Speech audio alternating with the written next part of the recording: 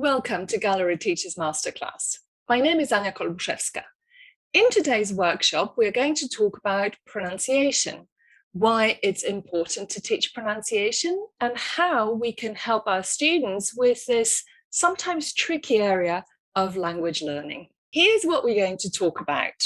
We'll define what pronunciation actually is and what it means to teach pronunciation.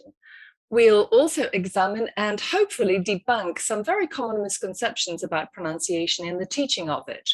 But we will also consider why pronunciation is sometimes ignored by teachers. We will also talk about the concept of English as a lingua franca and what it means for pronunciation teaching. We will look at what happens in our brains in relation to pronunciation and, to be more specific, with regard to intonation, the melody of language. And last, but certainly not least, we will talk about how we can move pronunciation teaching from relying on the auditory channel, the hearing, to the visual channel, seeing. And all this will be richly sprinkled with example classroom activities. When talking about pronunciation and pronunciation teaching, the first thing that we really need to look at is this. What exactly are we talking about? When you check the meaning of the word in a dictionary, for example, Macmillan Dictionary, you will find some definitions which are not terribly helpful, such as the first one that you can see on the screen at the moment. This definition is a bit of a circular one, and sometimes you will also find slightly more helpful definitions, such as the second meaning in the Macmillan Online Dictionary. And here is another entry, this time from dictionary.com.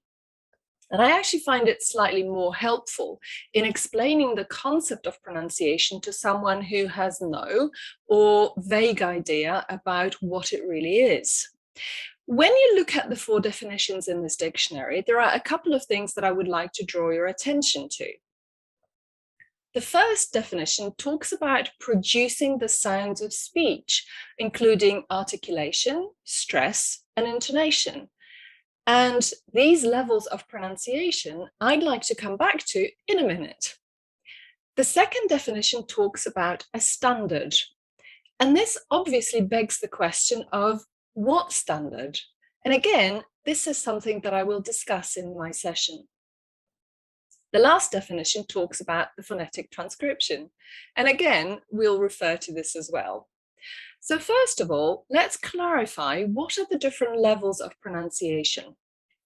When analyzing or teaching pronunciation, we need to work on four levels: the level of sound, word, sentence, and text. Now, what we mean by text is not necessarily a reading passage, but rather a longer piece of language which goes beyond one sentence. And this could be, for example, a story, but also a dialogue or a presentation, such as the one I'm doing right now. So let's have a look at some common misconceptions about pronunciation. Now, the statements that I'm going to show you are actually quotes from real people.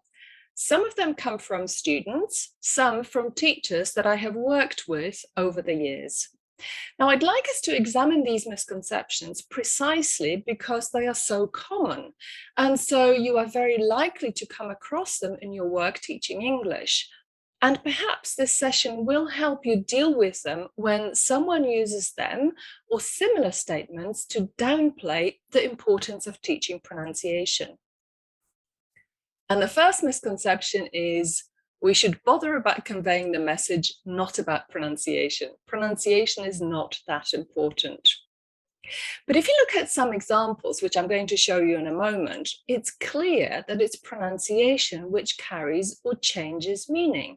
So for example, words where the only difference is one sound when we talk about pronunciation, but that one sound changes the meaning. Or word stress, so record as a noun versus record as a verb. Or intonation. And here you have example of question tags. So if on a question tag intonation is falling, then what you're really asking is for a confirmation of something that you already know. But if your intonation goes up, you're asking a genuine question.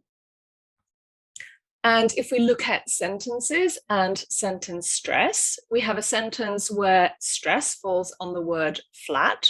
So Mary and John live in a big flat, which is a correction. They don't live in a big house, they live in a big flat.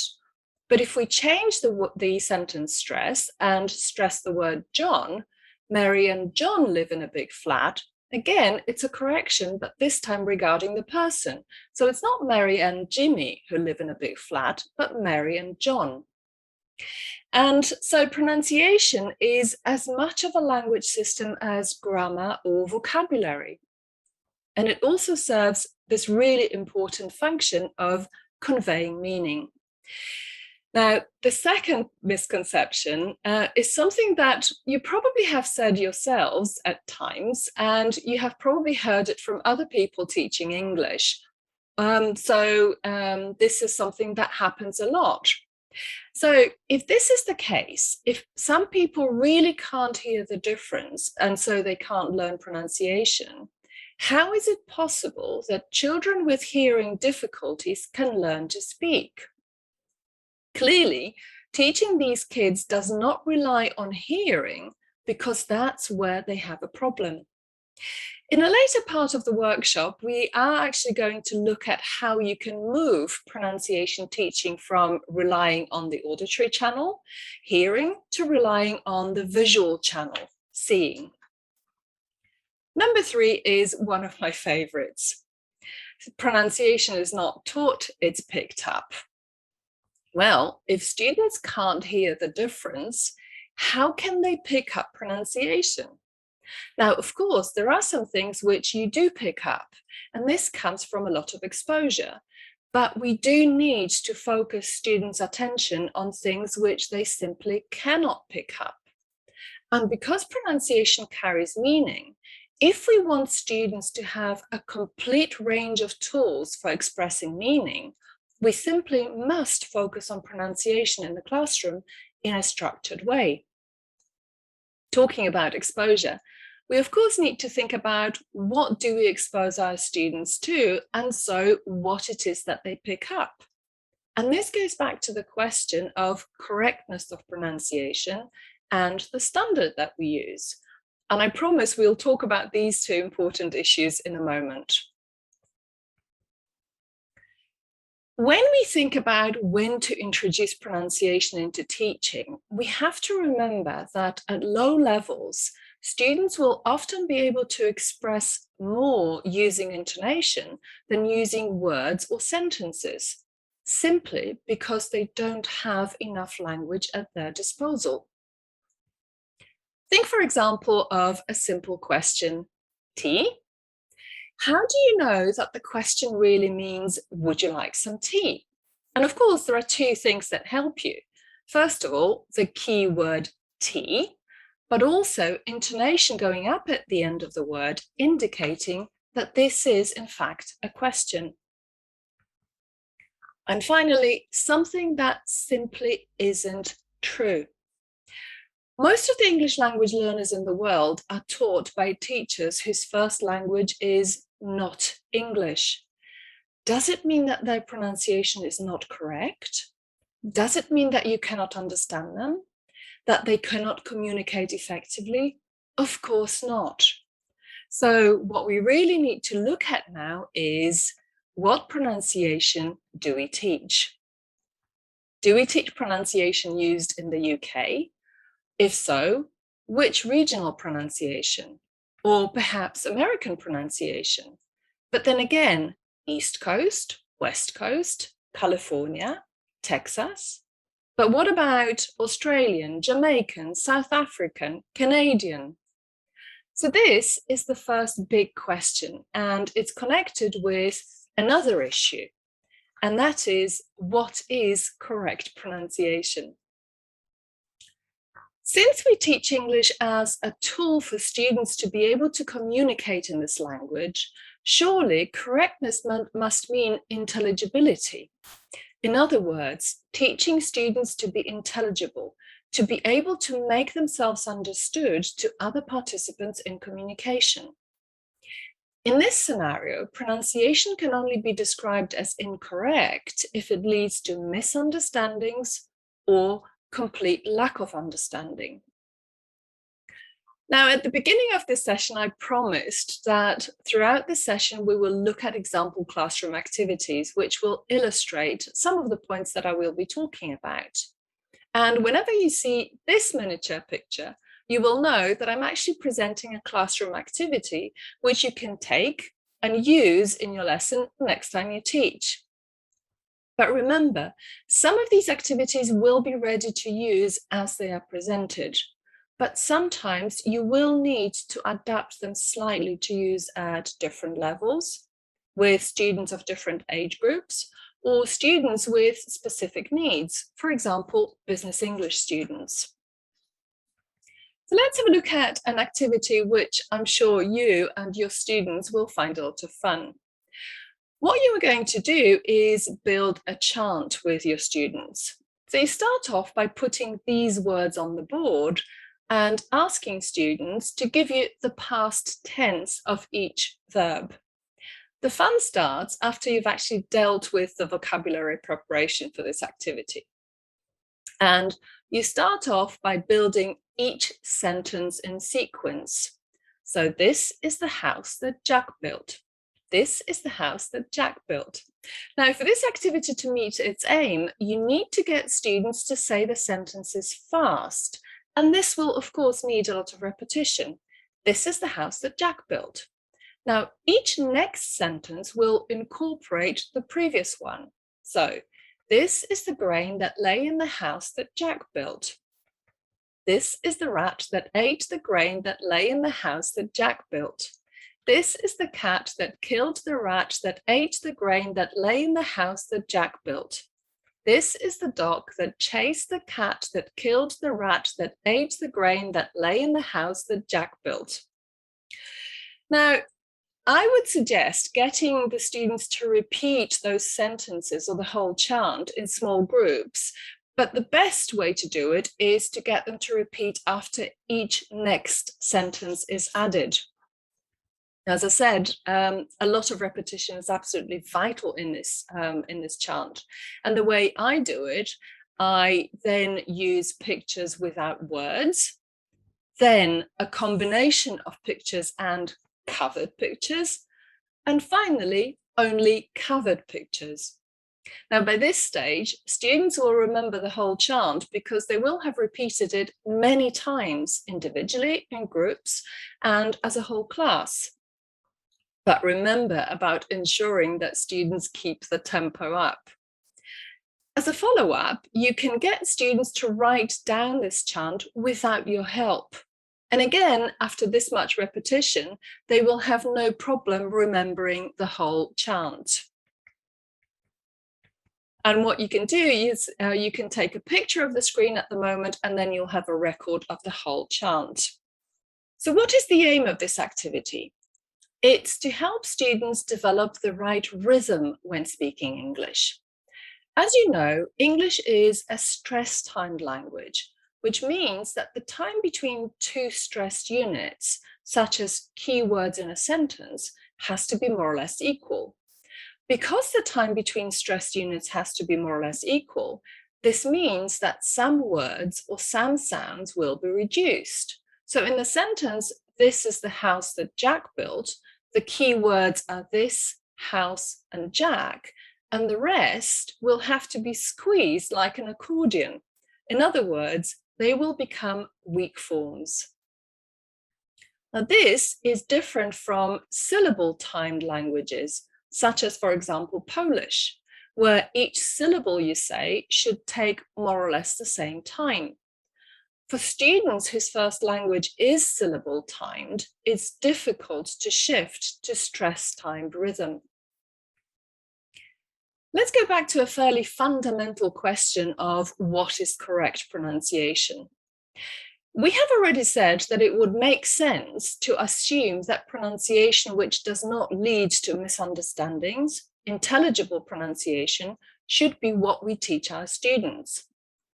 Now think about your students. Who are they more likely to communicate or interact with? People whose first language is English, or people of different nationalities and a range of mother tongues? Many, if not most, learners of English today are much less likely to communicate with English speakers than with people from a variety of mother tongue backgrounds. And so, is it really appropriate to make this unrealistic assumption that the interlocutor will be an English speaker? If this is not the case, and we know full well it's not the case, then native-like pronunciation cannot be treated as the only or the best model and target for students to achieve. And so we come to the concept of English as a lingua franca. In other words, English for international communication. A linguist from the University of Vienna, Barbara Seidelhofer, has studied and written extensively on this kind of use of English, and she explains English as a lingua franca in the following way. It's any use of English among speakers of different first languages for whom English is the communicative medium of choice and often the only option. And as you can see, I have already highlighted the key notions here, and they will be use of English, speakers of different first languages, and communicative medium of choice or the only option. And for example, look at Hedy and myself. Hedy comes from Hungary and she doesn't speak Polish. I come from Poland and I don't speak Hungarian. For us, the medium of communication is English. In the year 2000, a linguist called Jennifer Jenkins wrote a book about this way of using English, including research on what aspects of pronunciation appear important to produce and understand accurately in the context of English as a lingua franca, meaning if the learner's goal is not to sound precisely like a native speaker, but mainly to communicate intelligibly with other non-native speakers. And these aspects of pronunciation she called lingua franca core. What is very interesting to look at is what features of pronunciation make the lingua franca core. In other words, which features are important for speakers or learners to get right if they want to be intelligible in international contexts. And these features are consonants, except th and the, consonant clusters, meaning a couple of consonants coming together, the infamous sound of English, like in bird, vowel length, so short versus long vowels, and stress. But it's equally interesting and important to look at what are the non-LFC features. As it turns out, a lot of the things that you will see in course books, in pronunciation sections, actually don't really matter if you want students to be able to make themselves understood. So things like connected speech features, such as assimilation or vowel reduction, or vowel quality. But if you want to help students improve their listening skills, working on connected speech features is very important because students need to be able to recognize them in order to understand a speaker who uses these features. Okay, now let's look at something completely different. Well, maybe not so different. There is a connection, but perhaps you'll have to wait a little to see the connection to English language teaching. Do you know what emotional hijacking is? Even if you don't, you may have experienced it at some point in your lives. Emotional hijacking is a situation where the level of stress is so high that you simply cannot control your emotions any longer and you literally explode. A good example is a road rage incident where one driver gets so angry with another driver that he or she becomes violent. In other words, your emotions are kidnapped, hijacked, and you are no longer in control of them. Now, if you want to understand how emotional hijacking happens, we need to know that the emotional center of the brain are two little structures called the amygdalae, which are located on both sides of our brains, sort of over our ears. In a normal situation, emotional content gets to amygdalae, but it is then pushed to the rational center of our brain, the cortex. In other words, even if someone tells you something very unpleasant, you can control yourself because the information has been transferred and is dealt with in the rational part of the brain. And this is what happens most of the time. Sometimes, however, the emotional content is so strong and so heavy or so overwhelming that you don't manage to transfer the information received to the rational center of the brain, and it's the emotional center which reacts. And this is how emotional hijacking happens. So in low emotions, your higher cortex functions well, but in the state of high emotion, the higher cortex is essentially disabled. So now, back to language. Sometimes what happens is that when you talk to someone, it's not the words that they use, but how they say what they say that really upsets you. Sometimes so much so that you feel as if you've been punched in your face. Now, here is where the interesting part starts. When we talk about language and how it's processed in our brain, vocabulary and grammar are processed in the frontal lobes and they belong to the rational part of the brain. But intonation is processed in the amygdalae, the emotional center of our brain. And so it's really important to make sure that we get the intonation right if we don't want to risk the other person suffering emotional hijacking. So how do we teach the connection between intonation and the meaning it expresses? Here is a nice activity that you can use. Prepare a number of cards on which you will write different types of presents, but you need to make sure that some of them are good and desirable, some clearly not desirable, and some may be a little bit controversial. And you can see some of the presents that I have used in this activity in my teaching. Each student gets one card, one present, but they are not allowed to look at their own card. This is a mix and mingle activity where students walk around and they show their present to as many people as possible. And remember, they don't look at their own card, so they don't know what's written on it. Now, the student who receives the present, and of course, in this context, to receive means to see or to read. The student who receives the present responds by saying, "Thank you." But they can only use these two words, "thank you." Not "thank you very much," not "oh, thank you," not "thanks," "thank you."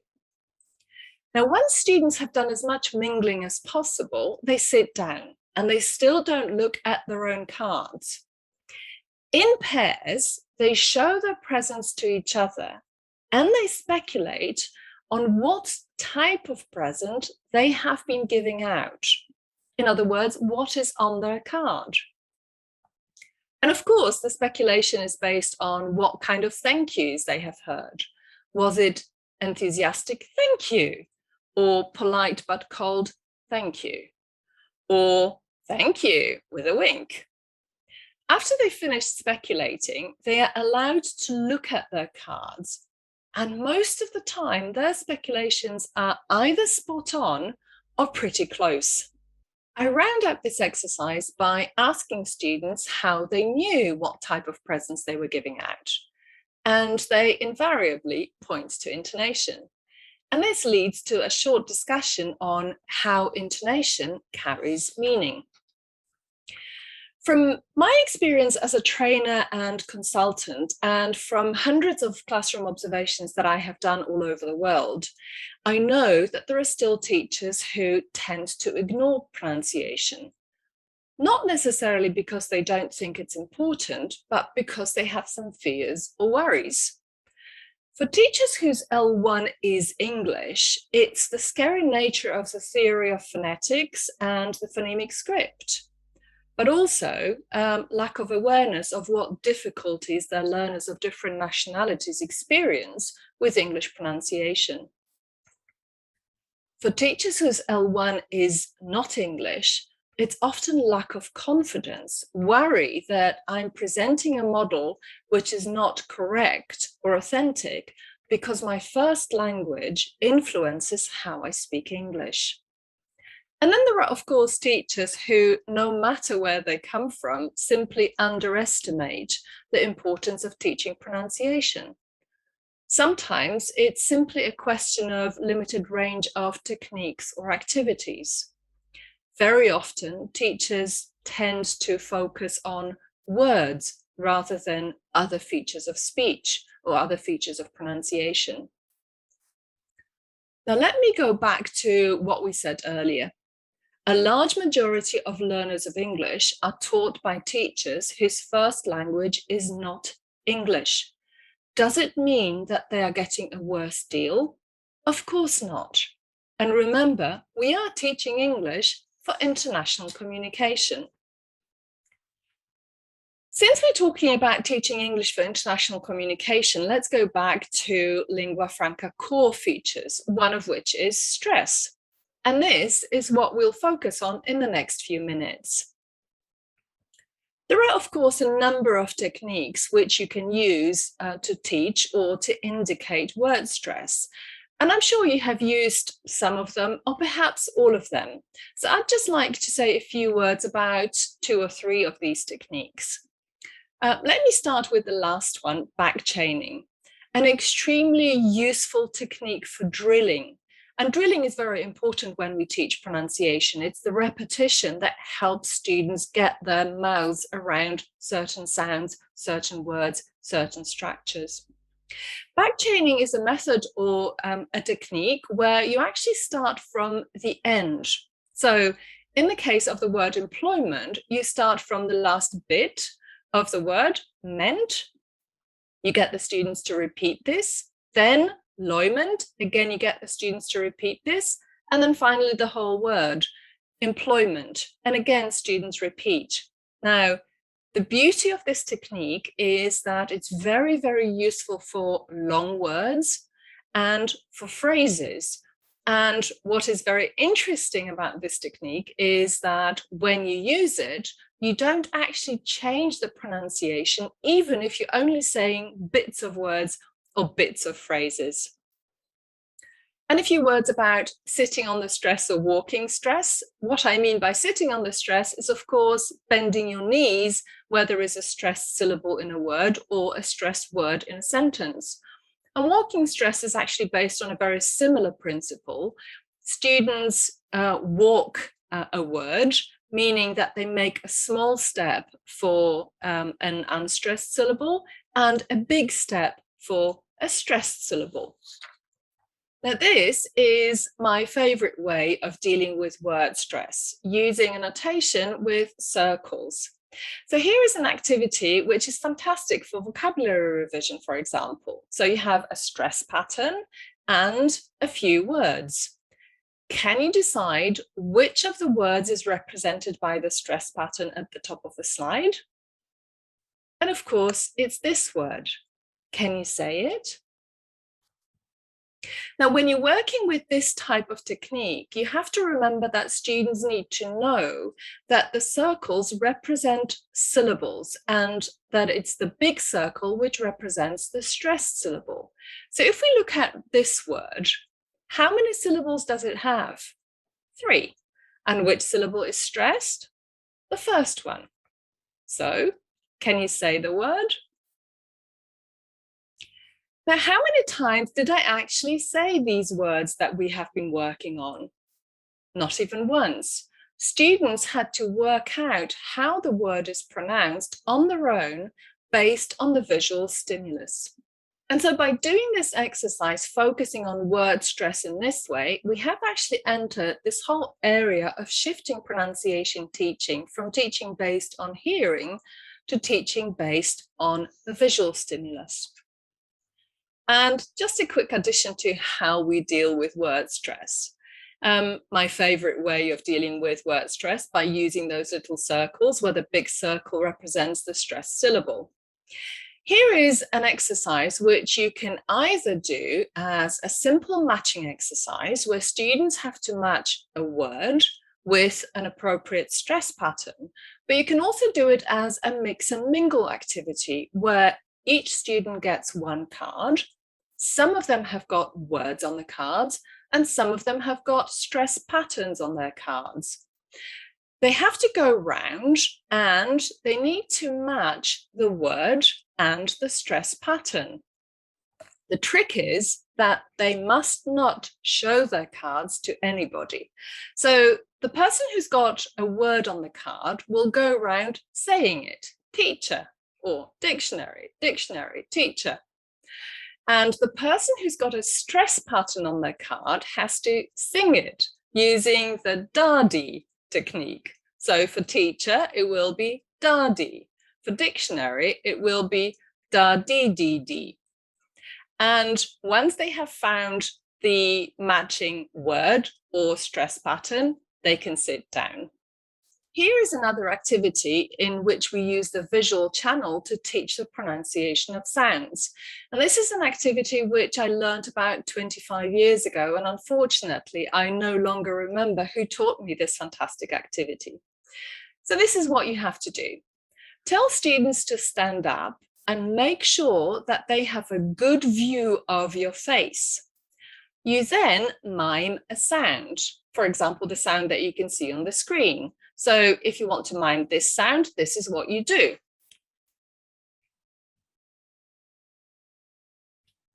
Now, get students to also mime the sound, and when you see that they are actually miming it correctly, tell them to add the sound to it. So they start with miming only, and then they add the sound. Now, the interesting thing about this technique is that if the miming is good, the sound will come out right. And you can do exactly the same thing with sounds like or.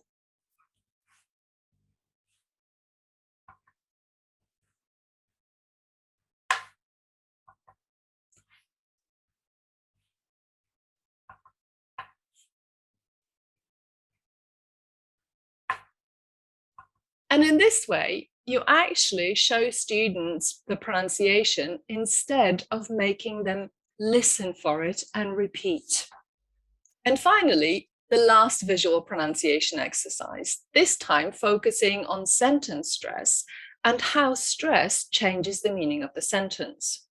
The rods that you can see on the screen represent a sentence. And I usually get students to guess what the sentence is, simply to involve them a little bit more. And the sentence is this. Now look at the same sentence. And the yellow rod, which is a bit higher up, represents a word which is stressed in the sentence. So can you say this sentence? And what does it mean? Well, that I'm not really sure if I love you or not. So here are some more variations on the same sentence. Again, can you say this sentence out loud? What does it mean? I love you, not Robert. What about the second one? Again, say it out loud. And the meaning? I love you. Mary doesn't love you. I do. And the last one? And again, say it out loud. And what does it mean? I love you rather than like you. And a question from me, how many times did I say the sentence or sentences? Not even once. And yet, students can get the sentence stress right because they see what needs to be stressed. So here is the agenda that we looked at the beginning of our session. I'd like you to take a few seconds to think about what will be the most important takeaway from this session for you. Perhaps you can use the chat to type in your thoughts, and perhaps we can talk about it in the Q&A part of the workshop. And finally, as always, I would like to encourage you to check out Gallery Teacher's workshop site with a whole collection of workshops covering a lot of different aspects of teaching English as a foreign language, with answers to professional questions that we all have. And these are fantastic resources for your continuous professional development, and I really encourage you to take advantage of it.